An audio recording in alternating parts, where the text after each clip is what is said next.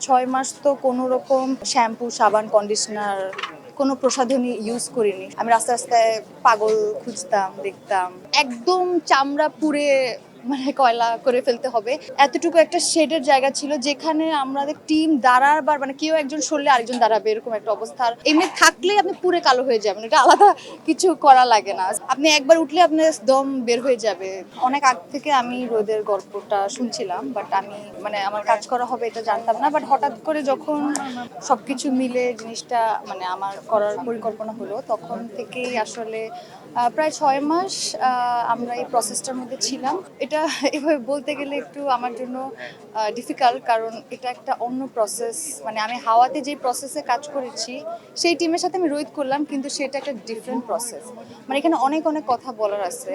So ওইটা বলতে গেলে অনেক সময় লাগবে, এবং আমি মনে করি যে আমাদের তো সিনেমাটা রিলিজ হবে যখন, তখন আমি এটা নিয়ে বিস্তর কথা বললে তখন ভালো। বাট এটা বলবো যে এটা হাওয়ার থেকে অনেক বেশি চ্যালেঞ্জ, অনেক বেশি আমার মনে হচ্ছে আমি হাতড়াচ্ছিলাম চরিত্রটাকে কিভাবে পাবো, কারণ আমি রাস্তায় রাস্তায় পাগল খুঁজতাম, দেখতাম। তাদের মতো হইতে চাওয়াটা এটা এত ইজি না, ওই জীবনটা যাপন করা। একমাত্র স্মার্ট সিটি বসুন্ধরা, আধুনিকতায় এক ধাপ এগিয়ে। এত সোজা না। আমার মনে আছে আমরা প্রথম লুক টেস্টের জন্য যখন স্পেসে গেলাম, তখন ওখানে মাটি ছিল না, মাটি কাটা হচ্ছিল, কোনো ঘাস ছিল না।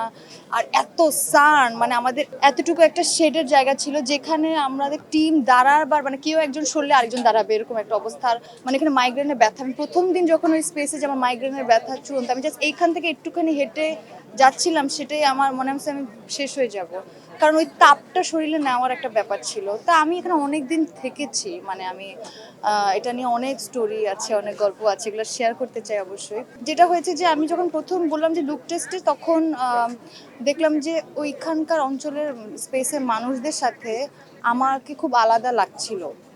আমরা ভিডিও করছিলাম, তখন বলছিল যে তোমাকে আরবান লাগতেছে, এটা হবে না এরকম, সেটা আরো ভেতরে ঢোকার গল্প আছে। সো ওদের সাথে এখন 10টা মানুষ ওই অঞ্চলে দাঁড়ালে এবং আমি দাঁড়ালে, যাতে সবাই মনে হয় যে এটা সবাই একই অঞ্চলের মানুষ, আমাকে যাতে আলাদা না মনে হয়, খুশি যাতে নাম বা একটা শহরের মেয়ে যাতে না মনে হয়। সো এটা ছিল প্রথম চ্যালেঞ্জ। আমার একটা সুবিধা যে আমার যে স্কিন, সেটা আমি চাইলে পুড়িয়ে কালো হয়ে যেতে পারি, আবার চাইলেই আমি আবার যে আমার ন্যাচারাল টোন সেটা ফেরত আসে। সেটা আমি এই জীবনে 2বার করেছি। একবার হাওয়াতে তেমন কিছুই করি নাই, বাট হাওয়ার থেকে রোদে অনেক এক্সট্রিম। সবচেয়ে চ্যালেঞ্জ ছিল যে আমি 6 মাস তো কোনো রকম শ্যাম্পু, সাবান, কন্ডিশনার কোনো প্রসাধনী ইউজ করিনি, শুধু ওয়াটার, কোনো সোপ। কারণ সোপ দিলে ক্লিন হয়ে যায়, আমি চাচ্ছিলাম আমার পোর্সগুলা বের হোক, পোর্স বলতে ফ্রেকলস থাকুক। আমার যে পান খেতে হতো, আর নর্মাল আমার মা পান খায়, তো পান খেলে আপনার দাঁতের মধ্যে এক ধরনের টেক্সচার আসে, ওইটা চাচ্ছিলাম। তো ওইটার জন্য আমি পান খাচ্ছিলাম, কিন্তু ওদের যেইটা খেলে আমার কাজ হবে সেটা হচ্ছে ঝিনুকের চুন। ঝিনুকের চুন খাওয়া যাবে না, পাথরের চুন খেতে হবে। ওই অঞ্চলের মানুষ পাথরের চুন খায়, অনেক লাল হয়ে যায়, ওইটার কারণে মুখ পুড়ে যেত। সো ওইটা প্র্যাকটিসের মধ্যে ছিলাম, মুখের জিহ্বা ভারী হয়ে যেত। অনেক অনেক কিছু। আমি তো আমরা যে বাড়িটা বানালাম, সেই বাড়িটা সবার সাথে মিলেমিশে আর্ট, তারপর ওই যে বললো যে ওই এলাকার মানুষরা সবাই মিলে বসে আমরা ওই বাড়িটা বানিয়েছি, তাদের সাথে আমিও কাজ করতাম, লেবারের কাজ, ওই টিলার উপরে উঠতাম। অনেক কষ্ট, আপনি একবার উঠলে আপনার দম বের হয়ে যাবে।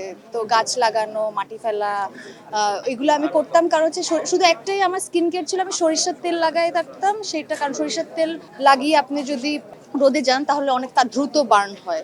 সো একদম চামড়া পুড়ে কয়লা করে ফেলতে হবে। কারণ কারণ এটা মেকআপে কাজ হবে না, কারণ ওইখানে যে জায়গাটা, আপনি যদি কালো মেকআপ দেন, আপনি যদি দৌড়াদৌড়ি করেন, বৃষ্টি হয়, মেকআপ সরে যাবে, আপনি ঘামলে আপনি রিয়েল স্কিন বের হয়ে যাবে।